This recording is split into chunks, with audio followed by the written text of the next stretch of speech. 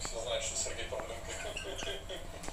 Раньше знали, Сергей Павленко художник из России. А теперь вопрос, российский или только русский? Портретист получил уведомление из Управления Федеральной миграционной службы о том, что идет проверка его гражданства.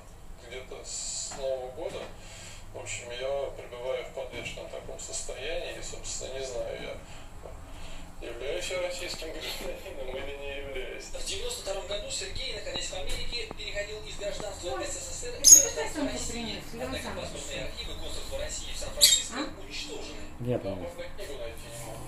Они что-то не пьют, не покупают. База данных, это база данных. Базы данных тогда не было. Ты сейчас будешь кушать или потом? Говорят, посольство не может подтвердить, потому что паспортные архивы уничтожены. Кто их уничтожил? Я их уничтожал.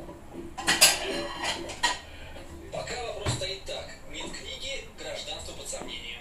Однако Сергей говорит, что, возможно, это бумажное недоразумение скоро разрешится. Россия не откажется от своего художника. То есть я прожить вот так 60 лет, да, почти, 59 у меня сейчас.